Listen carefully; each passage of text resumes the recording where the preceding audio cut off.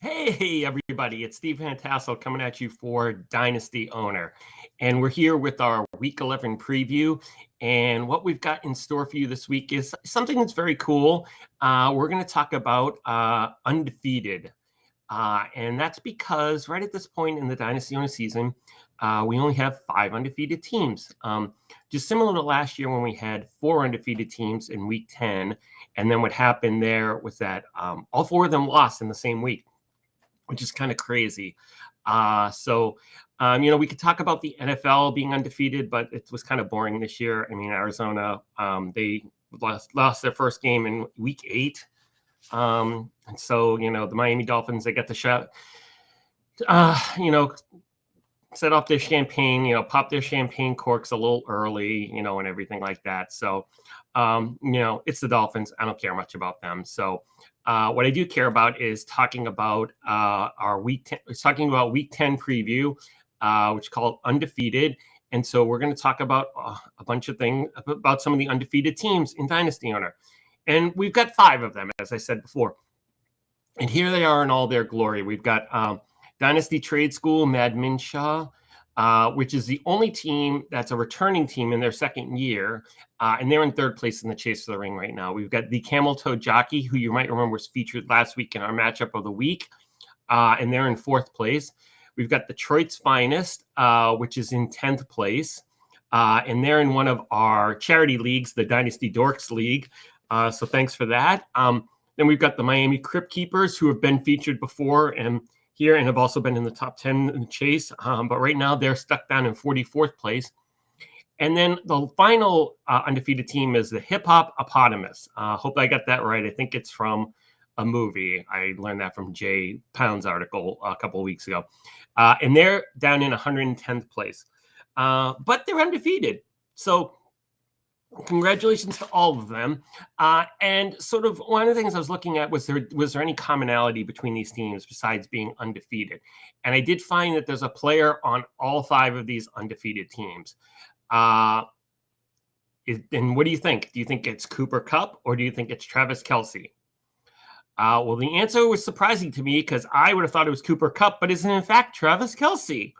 And that goes back to last year when he was a common thread through a lot of Dynasty Owner league winning teams. He was on 20% of the team. He was drafted by 20% of the teams that won their league in Dynasty Owner, which was tied for 2nd. The only person drafted on more teams was Jonnu Smith. So I thought that was interesting, but we'll see if any of these teams can stay undefeated. We'll have one of them in a little bit as our matchup of the week. But congratulations to all 5 for being undefeated up to this point, and we'll see if any of them can stay that way and win the chase for the ring. So speaking of that, I'm going to give you 4 guys who I think should be in your starting lineup this week to help you win and maybe win the chase for the ring. Well, let's go back to last week first, and we'll show that I predicted that Teddy Bridgewater, Devin Singletary, Marvin Jones, and Tyler Conklin would be guys who normally shouldn't be in your starting lineup, but should have been this week in Week 10. And the results were, they were okay. Not really undefeated. I haven't done great in these predictions, although tight end I've been doing pretty well. And I did this well this week with Tyler Conklin. He had 16.1 points with 2 touchdowns, so he was a good recommendation. Devin Singletary, he was just okay. He had 10.9 points. He was kind of a very low-end RB2 flex spot, but we'll just call that just okay. Whereas Bridgewater and Jones, those were bad recommendations. They were not good enough to be recommended. So now we're going to go to the Week 11 starting recommendations. And first, at quarterback, we have Ryan Tannehill from the Tennessee Titans. And they're playing Houston. That's probably all I should have to say. But to back that up just a little bit, in the last 4 games that Tannehill's played against Houston, he's averaged 32.9 Dynasty Owner fantasy points, which is about 6 or 7 points higher than his usual average. So I don't think I need to say much more than that. There's a little more in the article that you can read, but I think you should start Tannehill this week. Next is Jeffrey Wilson, the running back from San Francisco. And I know he just came back from being on injured reserve, but it's looking like Elijah Mitchell. Last I checked, he was doubtful. He's probably not going to play, and that just means next man up for San Francisco, and that man is Jeffrey Wilson. And while he only had 2.8 Dynasty Owner fantasy points last week, he was did finish as the RB31 last year. And when he got the chance to really take control of the game, be the featured back, when he had 15 or more touches, he had 4 games with more than 20 dynasty owner fantasy points. And I think that happens this week. And I think you should start Jeffrey Wilson if you hung on to him and got him. Next, we have Keelan Cole, and this one's for Rudy, because Rudy on the live stream on Wednesday bet me $5 million dynasty dollars, which is $5, that Keelan Cole would have a touchdown this week. So we're going to put Keelan Cole there. No, we're not. I don't believe he's going to score a touchdown. We'll see what happens. Sorry, Rudy. Maybe he'll score a touchdown, but still get less, but only have a couple of points. And so both of us will be right. We'll see. My real pick is Rashad Bateman. And Bateman, since he's come off being injured reserve, has actually been pretty good. He's averaging 10.5 dynasty owner fantasy points a game. He's getting 7 targets, but he hasn't scored a touchdown yet. So he's actually doing pretty well, being probably a high-end bench option without scoring a touchdown. And I think they're playing the Ravens are playing the Bears this week. They need a little bounce back from last week's stinker against the Dolphins. And so I think Bateman should be good for being in your starting lineup this week. And at tight end, I've got probably the guy I'm most confident in this week is that Adam Troutman. And it's kind of funny because he might be one of the only guys on the planet who's happy with having Trevor Siemian at quarterback for New Orleans. I know New Orleans fans and Taysom Hill dynasty owners are aghast at this decision, but Troutman's been pretty good since Simeon's been the quarterback. I mean, he's had 9 receptions, 79 receiving yards. Those probably 2 of his best games of his career, short career, but still his career. And now they get to travel to Philly and play the Eagles, who are undoubtedly the worst team at stopping tight ends. They've allowed the most receptions per game, the most yards per game, and 8 touchdowns, which is, believe it or not, the most in the league. So I think that combination is great. So if you have Troutman on your team, you probably haven't gotten him off your bench or practice squad much, but I think this is a week to put him in your starting lineup. So next, we're going to talk about guys in the opposite, those guys who usually you would have in your starting lineup and should be on your bench or practice squad this week. And so some of these guys might have helped your team win a few games, but I'm saying don't start them this week. And last week in week 10, I recommended these 4 players. They were Aaron Rodgers, Antonio Gibson, Cortland Sutton, and Zach Ertz as being guys who you should have on your bench. And it was a pretty good week. I had 2 good recommendations. Rodgers only had 11.4 points and has come back from COVID. Cortland Sutton had 4.9 points as he continues to struggle with Jerry Jeudy in the lineup. So both of those were good. Zach Ertz had 8.6 points, so he was but I think he was tight end 13 for the week, so just below it, but we're going to call it okay because the difference between tight end 12 and tight end 13 is like a half a point or something, so it was just okay. And then the one bad one was Antonio Gibson. He had 21.8 dynasty owner fantasy points, which I was actually okay with because he helped me win a game in another league that I had to start him in.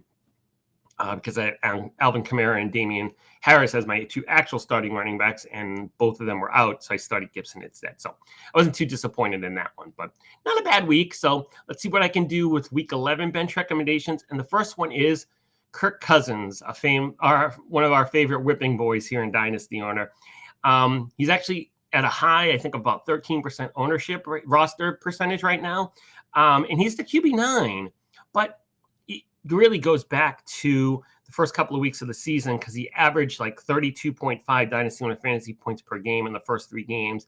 And since then, he's scored less than 20 points 3 times, and he's averaging only 23 points per game. And this week, he faces one of his nemesis in the Green Bay Packers defense. And he's been with Minnesota for 3 years now. 2018, he was great against Green Bay.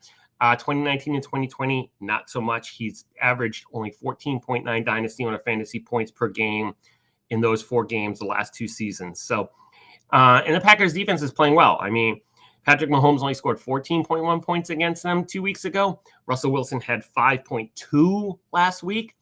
And so while I'm not sure they're going to hold Cousins down to those levels, or at least to the Wilson level, I do think that the Cousins should not be in your starting lineup this week.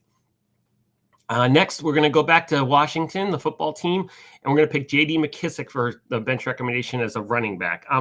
And he's not much of a running back. He's a pass catching running back. I mean, he scores 80% of his points from receptions, receiving yards, and that sort. And Carolina has the best defense against running backs who catch passes. I mean, they've only allowed 36 receptions for 244 yards and 1 touchdown this year against with opposing running backs against them. So I think that it's likely to be a low scoring game. He doesn't play as well. He doesn't get as many points in low scoring games. And so I think McKissick should be on your bench this week. Next is we're going to say this, and sorry, Tim, but it's DJ Moore from Carolina. Sorry, Tim, I can't say any more than that. I know you're president of the DJ Moore fan club and you love him. And he started off the season great. First 4 games were great. He had almost 90 dynasty owner fantasy points. He was averaging 22.5 points a game. And then the wheels fell off for the Carolina offense. Sam Darnold went back to being Sam Darnold. And now it's Cam Newton at quarterback. And, everybody might say, well, Cam was pretty good last year for the Patriots. He was pretty good for Cam Newton. He had 12 rushing touchdowns. He only had 8 passing touchdowns. And he played in 15 games for the Patriots last year. 11 games, he had less than 20 completed passes. 10 games, he had less than 200 yards. And 4 games, he had less than 100 yards. This is awful news for Carolina offensive weapons. Probably because he can just hand the ball off to Christian McCaffrey. McCaffrey's probably immune to this, but DJ Moore is not going to benefit from having Cam Newton as his quarterback. Sorry, Tim, and everybody who owns DJ Moore, but you should probably have him on your bench this week. And the last guy, I'm noticing a trend of guys who have who have initials, is TJ Hawkinson. And this is not Hawkinson's fault. It's not his fault that the Lions have to start Tim Boyd this week at quarterback. Tim Boyd, who you may be familiar with from his 4 career passes in his 4th season. He's completed 3 of them for 15 yards, so congratulations on that. But he's their backup. He's coming off injured reserve. He had thumb surgery, which just sounds terrible for a quarterback to have thumb surgery. So I'm not sure why you should be starting Hawkinson. He's disappeared a couple of times this year with Jared Goff as his quarterback, and I think it's going to happen this week with Tim Boyle. So I'd get Hawkinson out of my dynasty owner starting lineup if I was you. So those are the bench recommendations. And finally, we're going to look at our matchup of the week. And not surprisingly, because we've focused on the undefeated teams at the beginning here. We've got an undefeated team, and it's Detroit's finest. As you can see, they are 10-0. And they are in League 7-4, 7-3-3. But it's better known as the Dynasty Dorks Pros versus Joes Lobos Fantasy Football Den League. So thank you to them for doing this. It's a charity league, and we appreciate that. And Detroit's finest they're not being very charitable to everybody here in this league. They've wiped everybody out, 10-0. They've got the 11th team.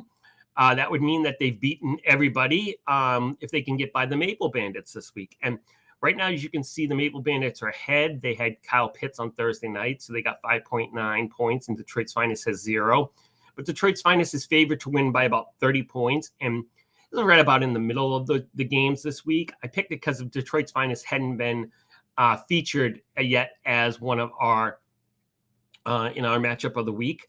But Detroit's finest is supposed to score a little bit less than normal, and that's because they've got Matthew Stafford and Cooper Kupp out of their lineup this week. So they're going to start Baker Mayfield, and they have Cam Newton on their bench. And kudos to them. They had to drop 6 players to be able to afford picking up Cam Newton and his salary. So kudos to them for doing that and trying to stay undefeated. Obviously, they're trying to go for the ring. If you remember back, they're in 10th place in the chase for the ring. So obviously, they've got a lot to play for, and it shouldn't be surprising that they're going for this. But we'll see what happens. The Maple Bandits, they do have Patrick Mahomes and Christian McCaffrey. So those 2 guys could make it interesting on their own. So we'll see if they can pull off the upset and win. So that's it for the matchup of the week. I appreciate you guys I appreciate everybody watching the video. Please make sure to, please make sure to hit the like button. If you like the Dynasty Owner logo over my face, hit the like button and comment on it. And I'll be back next week. Next week is Thanksgiving. Happy Thanksgiving to everybody. My preview won't come out till afterwards, so let me say that right now. And don't forget, we still, even though it's a short week and a holiday week, we still have all the same Dynasty Owner content we have every week. Jay Pounds will be back. We'll be here on Monday with the Monday Night Football preview article. He'll have your free agent auction targets on Tuesday with an article and a video. Matt the Jerk will be here on Wednesday with his the end of his opportunity series. He'll be talking about tight ends. And then sometime on late Wednesday or early Thursday, we'll have his preview, his Thursday Night Football preview, which is expanded this week because it's Thanksgiving. So he'll focus on all 3 games. We'll see what he comes up with for his value of the game, whether he has 1 per game or 1 for the whole thing. We'll see. It's a mystery for everybody for right now. So thank you, everybody, for watching this video. Thank you for supporting Dynasty Owner. Please make sure to like this video, comment on the video, follow me on Twitter. You can follow me on Twitter. I'm at SteveVT33. And have a happy Thanksgiving. Thanks a lot.